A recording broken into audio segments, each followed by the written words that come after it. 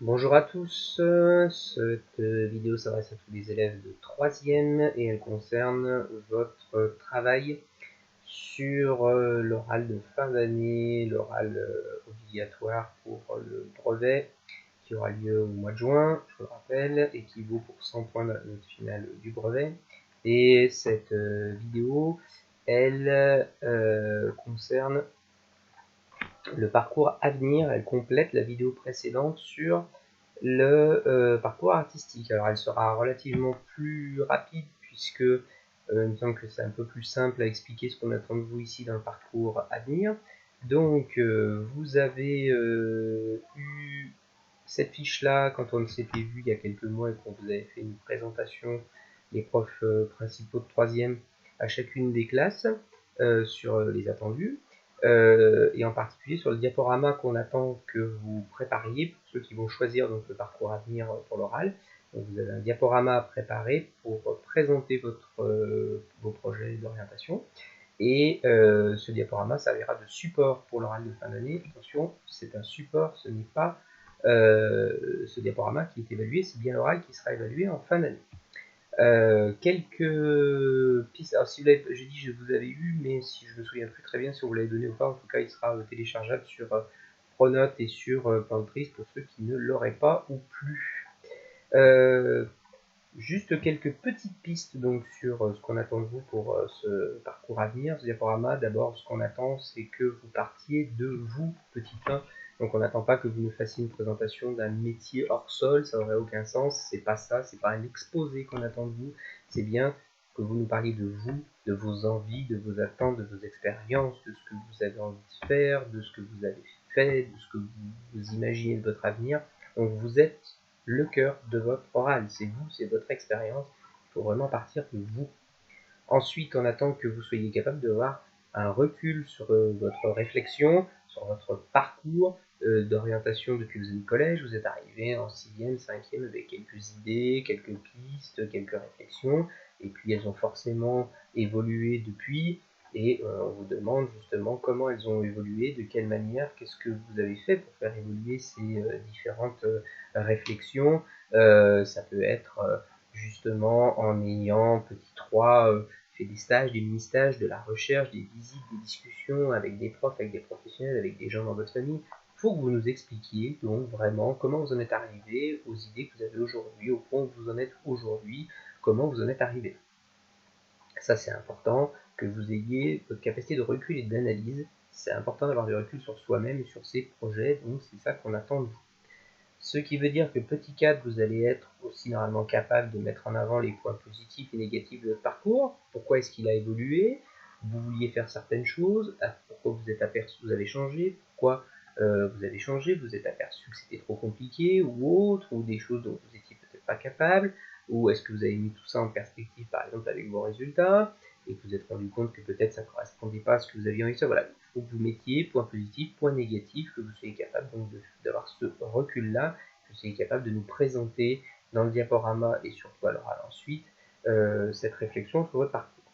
Ça, c'est ce que vous avez fait, ce que vous êtes en train de faire, là où vous en êtes, et puis ensuite on va vous demander, petit 5, de vous projeter sur votre avenir, donc à différents termes, à court terme, où vous voyez dans quelques semaines, dans quelques mois, et là où vous voyez l'année prochaine, eh bien, quel sens ça va avoir, par exemple, sur vos projets futurs, et puis là où vous voyez dans 3, 4, 5 ans, est-ce que vous aurez atteint vos objectifs? Comment vous allez suivre le parcours justement pour atteindre vos objectifs?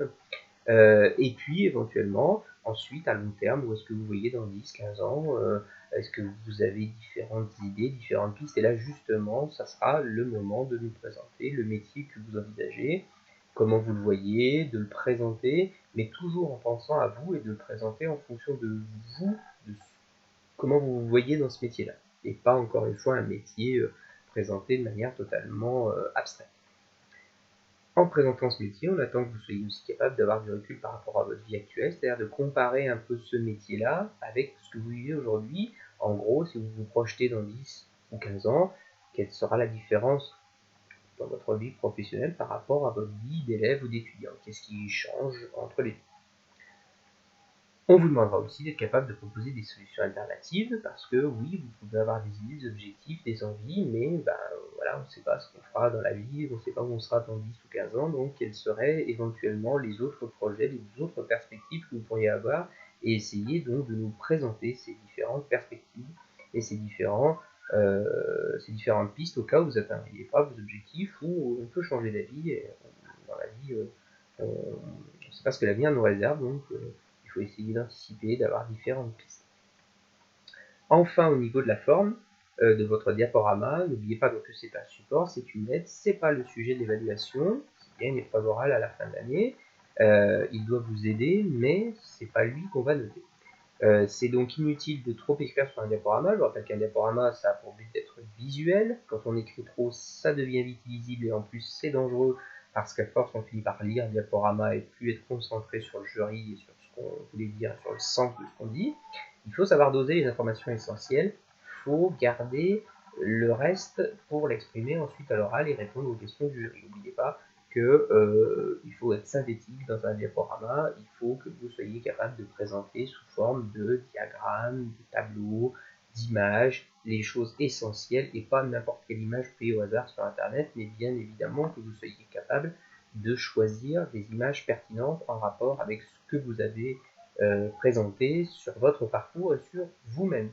Ça peut paraître plus facile le parcours à venir que le parcours artistique, mais attention, vous parlez de vous, et il faut vraiment que vous soyez capable d'avoir un recul sur vous-même, sur vos projets, sur ce que vous avez fait, sur ce que vous allez faire. C'est pas aussi facile que ça en a l'air, parce que finalement, il n'y a pas de support comme il peut y en avoir en histoire des arts, ou plutôt le support c'est vous. Et c'est pas forcément aussi évident que ça en a l'air, parce qu'il y a beaucoup d'élèves qui font des fausses pistes et qui partent sur présenter l'orientation d'une manière générale. Donc je vais vous présenter tous les diplômes qui existent, je vais vous présenter les métiers, je vais vous décrire un métier. Attention, c'est pas ça qu'on vous demande, donc prenez le temps de bien réfléchir si vous choisissez le parcours à venir. Encore une fois, on peut être là pour vous aider, pour vous donner des pistes. Voilà donc, si je reprends ce diaporama, cette fiche de présentation, donc la thématique générale, c'est votre parcours à venir au fil de l'année collège. On va vous demander aussi de faire une problématique et d'essayer de problématiser votre parcours en partant de vos expériences, de vos recherches personnelles et du travail que vous avez effectué plus particulièrement dans cette année de troisième. Dans votre diaporama, vous présentez votre orientation, où vous en êtes aujourd'hui, comment vous en êtes arrivé là. Vous présenterez également les différents entre élèves et salariés, je l'ai déjà dit, et vous indiquerez donc comment vous voyez votre avenir à court, moyen et long terme. Le contenu, donc il faut que dans votre diaporama vous ayez une diapositive d'accueil avec le nom, le titre, une illustration, un sommaire et des illustrations pertinentes et quelques conseils. Votre présentation doit être ordonnée, il faut que vous ayez un fil conducteur, il ne faut pas partir dans tous les sens, hein, comme pour l'épreuve d'histoire des arts.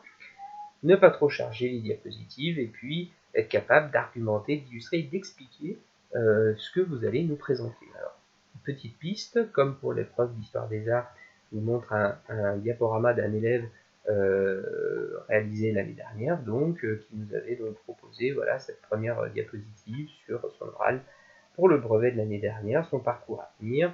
Voilà, présentation, on va dire un peu sommaire, assez simple au départ. Avec voilà, son sommaire, donc il allait nous présenter les origines de son projet, là où il en est, ses envies, ce qu'il avait fait depuis la sixième, les difficultés qu'il a rencontrées, le monde du travail tel qu'il l'imagine, et son avenir, et puis une conclusion. Et donc, il nous présentait les origines de son projet, il voulait être accompagnateur de voyage, et il nous avait expliqué pourquoi pour lui c'était un métier qui lui correspondait parfaitement, avec là où il en était. Vous voyez que cette diapositive-là, elle est très épurée, il n'y a pas grand-chose d'écrit, il dit juste, voilà, je vais vous expliquer, et il nous a expliqué à l'oral pourquoi ce métier est parfait pour lui, en fonction de qui il est. Donc il partait bien de lui-même et de ses envies. Ensuite, il nous a présenté ses projets d'orientation, donc où il se voyait et quelles options il allait prendre l'année prochaine, toujours en rapport avec son projet, non pas, voilà, je vais vous dire tout ce qu'on fait en à la voix, c'était pas ça, hein. C'était bien par rapport à ses envies et à son projet, ce qu'il avait fait depuis la sixième, les différentes pistes qu'il avait explorées en rapport avec ses envies et son projet, les difficultés qu'il avait pu rencontrer, il nous disait points positifs, points négatifs, il nous donnait beaucoup de points positifs, mais il expliquait aussi pourquoi, est-ce que il allait avoir des difficultés peut-être pour réaliser son projet-là, donc il avait du recul sur son projet. Ensuite, il expliquait le monde du travail, donc le stage qu'il avait fait, dans quelle entreprise, il présentait cette entreprise-là et le rapport qu'elle pouvait avoir avec son projet. Et puis ensuite, donc la comparaison entre le monde du travail et la vie d'élève. Donc ça, comparer les deux, mais toujours pareil selon le point de vue de ses projets à lui, et puis son avenir, l'avenir à court terme, l'avenir à moyen terme, et l'avenir à long terme. Vous voyez qu'il y a très peu d'écrits, il y a des illustrations, mais peu d'écrits, puisqu'il y avait surtout beaucoup de présentations à l'oral. C'est ça qu'il faut que vous fassiez. Et puis, voilà, une conclusion où il nous expliquait pourquoi il voulait faire ça, et puis il expliquait ses motivations et qu'est-ce qu'il concluait de ce recul et cette réflexion sur lui-même, parce que l'orientation, c'est aussi avoir justement du recul et de la réflexion sur soi-même. C'est ce qu'on attend de vous pour ce travail de parcours à venir. Si vous avez des pistes, des idées, si vous voulez nous poser des questions, et bien n'oubliez pas que vos profs principaux, pas que, hein, les autres profs aussi, si c'est dans un domaine qui les concerne, qui les intéresse, peuvent vous donner des pistes et des idées pour faire ce diaporama. Sinon, vous pouvez contacter vos profs principaux.